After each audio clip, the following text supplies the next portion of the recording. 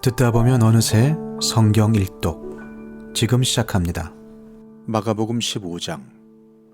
새벽에 곧 대제사장들이 장로들과 율법학자들과 더불어 회의를 열었는데 그것은 전체 의회였다. 그들은 예수를 결박하고 끌고 가서 빌라도에게 넘겨주었다. 그래서 빌라도가 예수께 물었다. 당신이 유대인의 왕이요? 그러자 예수께서 빌라도에게 대답하셨다. 당신이 그렇게 말하였소. 대제사장들은 여러 가지로 예수를 고발하였다. 빌라도는 다시 예수께 물었다. 당신은 아무 답변도 하지 않소? 사람들이 얼마나 여러 가지로 당신을 고발하는지 보시오. 그러나 예수께서는 더 이상 아무 대답도 하지 않으셨다. 그래서 빌라도는 이상하게 여겼다. 그런데 빌라도는 명절 때마다 사람들이 요구하는 죄수 하나를 놓아주곤 하였다. 그런데 폭동 때에 살인을 한 폭도들과 함께 바라바라고 하는 사람이 갇혀 있었다. 그래서 무리가 올라가서 자기들에게 해주던 관례대로 해달라고 빌라도에게 청하였다. 빌라도가 말하였다. 여러분은 내가 그 유대인의 왕을 여러분에게 놓아주기를 바라는 거요? 그는 대제사장들이 예수를 시기하여 넘겨주었음을 알았던 것이다. 그러나 대제사장들은 무리를 선동하여 차라리 바라바를 놓아달라고 청하게 하였다. 빌라도는 다시 그들에게 말하였다. 그러면 당신들은 유대인의 왕이라고 하는 그 사람을 나더러 어떻게 하라는 거요? 그들이 다시 소리를 질렀다. 십자가에 못 박으시오. 빌라도가 그들에게 말하였다. 정말 이 사람이 무슨 나쁜 일을 하였소? 그들은 더욱 크게 소리를 질렀다. 십자가에 못 박으시오. 그리하여 빌라도는 무리를 만족시켜 주려고 바라바는 놓아주고 예수는 채찍질한 다음에 십자가에 처형당하게 넘겨주었다.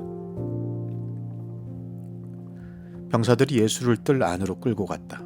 그곳은 총독 공관이었다. 그들은 온 부대를 집합시켰다.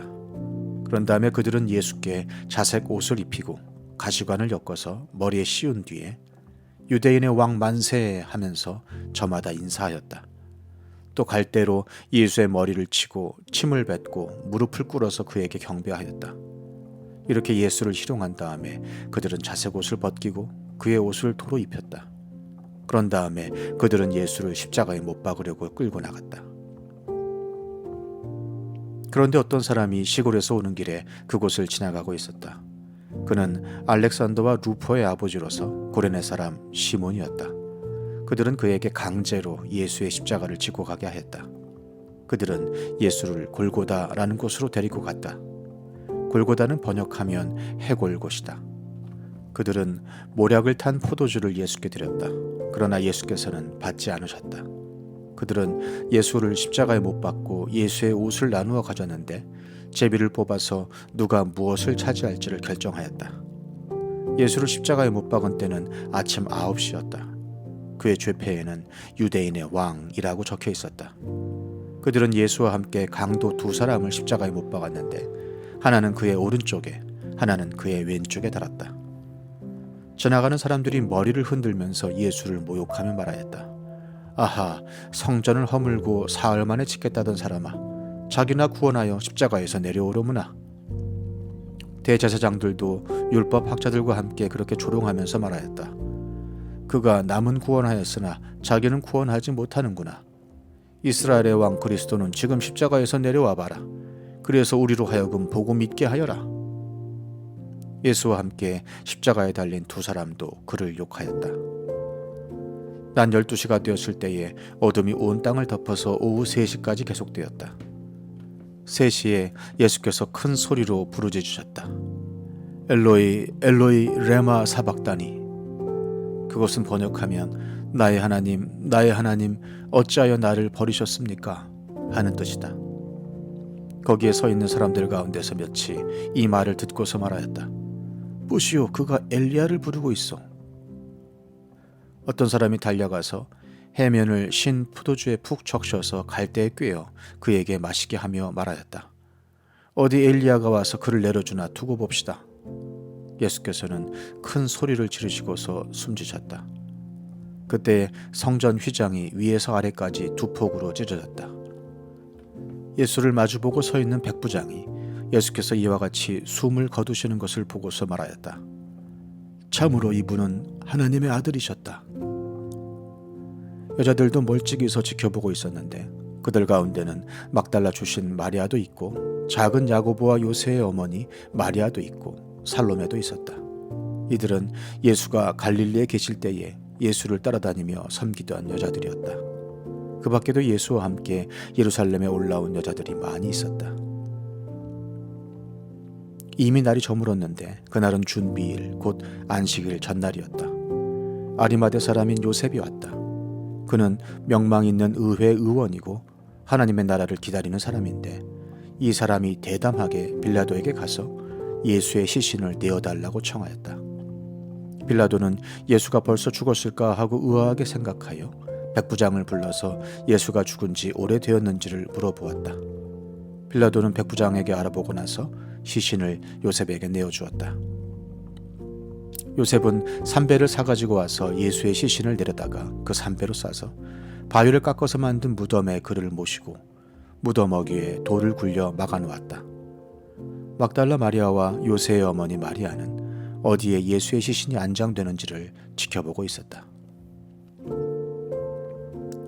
마가복음 16장. 안식일이 지났을 때에 막달라 마리아와 야고보의 어머니 마리아와 살로메는 가서 예수께 발라드리려고 향료를 샀다. 그래서 일의 첫날 새벽 해가 막 돋은 때에 무덤으로 갔다. 그들은 누가 우리를 위하여 그 돌을 무덤 어귀에서 굴려내 주겠는가 하고 서로 말하였다. 그런데 눈을 들어서 보니 그 돌덩이는 이미 굴려져 있었다. 그 돌은 엄청나게 컸다. 그 여자들은 무덤 안으로 들어가서 웬 젊은 남자가 흰 옷을 입고 오른쪽에 앉아 있는 것을 보고 몹시 놀랐다. 그가 여자들에게 말하였다. 놀라지 마시오. 그대들은 십자가에 못 박히신 나사렛 사람 예수를 찾고 있지만 그는 살아나셨소. 그는 여기에 계시지 않소. 보시오. 그를 안장했던 곳이오. 그러니 그대들은 가서 그의 제자들과 베드로에게 말하기를 그는 그들보다 먼저 갈릴리로 가실 것이니 그가 그들에게 말씀하신 대로 그들은 거기에서 그를 볼 것이라고 하시오. 그들은 뛰쳐나와서 무덤에서 도망하였다. 그들은 벌벌 떨며 넋을 잃었던 것이다. 그들은 무서워서 아무에게도 아무 말도 못하였다. 예수께서 일의 첫날 새벽에 살아나신 뒤에 맨 처음으로 막달라 마리아에게 나타나셨다. 마리아는 예수께서 7 귀신을 쫓아내 주신 여자이다. 마리아는 예수와 함께 지내던 사람들이 슬퍼하며 울고 있는 곳으로 가서 그들에게 이 소식을 전하였다. 그러나 그들은 예수가 살아계시다는 것과 마리아가 예수를 목격했다는 말을 듣고서도 믿지 않았다. 그 뒤에 그들 가운데 2 사람이 걸어서 시골로 내려가는데 예수께서는 다른 모습으로 그들에게 나타나셨다. 그들은 다른 제자들에게 되돌아가서 알렸으나 제자들은 그들의 말도 믿지 않았다. 그 뒤에 11 제자가 음식을 먹을 때에 예수께서는 그들에게 나타나셔서 그들이 믿음이 없고 마음이 무딘 것을 꾸짖으셨다. 그들이 자기가 살아난 것을 본 사람들의 말을 믿지 않았기 때문이다. 또 예수께서 그들에게 말씀하셨다. 너희는 온 세상에 나가서 만민에게 복음을 전파하여라. 믿고 세례를 받는 사람은 구원을 얻을 것이요 믿지 않는 사람은 정죄를 받을 것이다. 믿는 사람들에게는 이런 표징들이 따를 터인데 곧 그들은 내 이름으로 귀신을 쫓아내며 새 방언으로 말하며 손으로 뱀을 집어들며 독약을 마실지라도 절대로 해를 입지 않으며 아픈 사람들에게 손을 얹으면 나을 것이다. 주 예수께서 그들에게 말씀하신 뒤에 하늘로 들려 올라가셔서 하나님의 오른쪽에 앉으셨다. 그들은 나가서 곳곳에서 복음을 전파하였다. 주님께서 그들과 함께 일하시고 여러 가지 표징이 따르게 하셔서 말씀을 확증하여 주셨다. 시편 102편. 주님, 내 기도를 들어주시고 내 부르짖음이 주님께 이르게 해주십시오. 내가 고난을 받을 때에 주님의 얼굴을 숨기지 마십시오. 내게 주님의 귀를 기울여 주십시오. 내가 부르짖을 때에 속히 응답하여 주십시오. 아, 내 날은 연기처럼 사라지고 내 뼈는 화로처럼 달아올랐습니다. 음식을 먹는 것조차 잊을 정도로 내 마음은 풀처럼 시들어서 말라버렸습니다. 신음하다 지쳐서 나는 뼈와 살이 달라붙었습니다. 나는 광야의 올빼미와도 같고 폐어더미에 사는 부엉이와도 같이 되었습니다. 내가 누워서 잠을 이루지 못하는 것이 마치 지붕 위에 외로운 새 한 마리와도 같습니다. 원수들이 종일 나를 모욕하고 나를 비웃는 자들이 내 이름을 불러 저주합니다. 나는 재를 밥처럼 먹고 눈물 섞인 물을 마셨습니다. 주님께서 저주와 진노로 나를 들어서 던지시니 내 사는 날이 기울어지는 그림자 같으며 말라가는 풀과 같습니다. 그러나 주님은 영원히 보좌에서 다스리시며 주님의 이름은 대대로 찬양을 받을 것입니다. 주님, 일어나셔서 시온을 긍휼히 여겨 주십시오. 때가 왔습니다. 시온에 은혜를 베푸실 때가 왔습니다. 주님의 종들은 시온의 돌들만 보아도 즐겁습니다.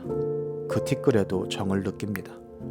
문나라가 주님의 이름을 두려워하고 이 땅의 왕들이 주님의 영광을 두려워할 것입니다.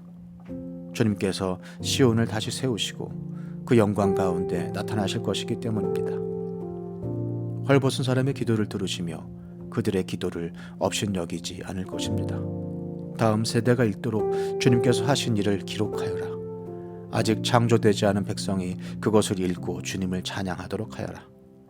주님께서 성소 높은 곳에서 굽어보시고 하늘에서 땅을 살펴보셨다. 갇힌 사람들의 신음소리를 들으시고 죽게 된 사람들을 풀어놓아 주셨다. 시온에서 주님의 이름이 널리 퍼지고 예루살렘에서 주님께 드리는 찬양이 울려 퍼질 때에 뭇 백성이 다 모이고 온 나라가 함께 주님을 섬길 것이다. 나는 아직 한창 때인데 기력이 쇠해지다니 주님께서 나의 목숨 거두시려나. 나는 아뢰었다. 나의 하나님, 중년의 나를 데려가지 마십시오. 주님의 횟수는 대대로 무궁합니다. 그 옛날 주님께서는 땅에 기초를 놓으시며 하늘을 손수 지으셨습니다. 하늘과 땅은 모두 사라지더라도 주님만은 그대로 계십니다. 그것들은 모두 옷처럼 낡겠지만 주님은 옷을 갈아입듯이 그것들을 바꾸실 것이니 그것들은 다만 지나가 버리는 것일 뿐입니다. 주님은 언제나 한결같습니다. 주님의 횟수에는 끝이 없습니다. 주님의 종들의 자녀는 평안하게 살 것이며 그 자손도 주님 앞에 굳건하게 서 있을 것입니다.